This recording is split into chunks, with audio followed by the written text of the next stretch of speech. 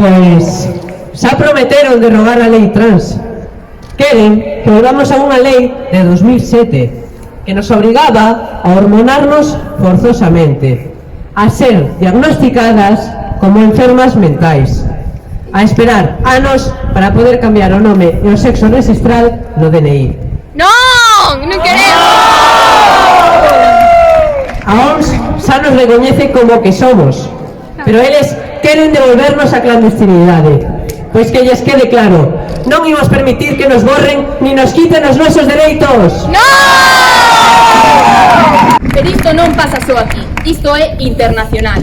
Nos Estados Unidos, Trump e a súa xente están eliminando os nosos dereitos. Prohíben o acceso á sanidade, trasladan as mulleres trans aos cárceres masculinos, prohíben a súa participación no deporte, eliminan a posibilidade de cambio registral nos pasaportes, eliminan as políticas de inclusión. Queren facer desaparecer a realidade trans. Pero non imos deixalo pasar. Pero Estado... O PSOE, ese partido que se di progresista, borrou as persoas queer e non binarias nos seus documentos internos. Eliminou o que e o máis das siglas LGTBIQ+. E mesmo se atreveu a cuestionar a presenza das mulleres trans no deporte.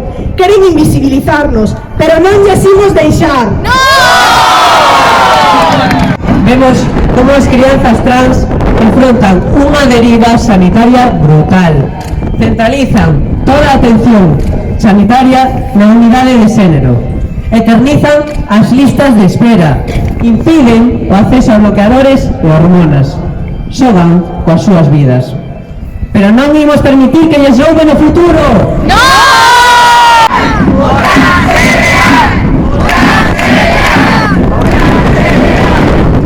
Sempre estivemos aquí.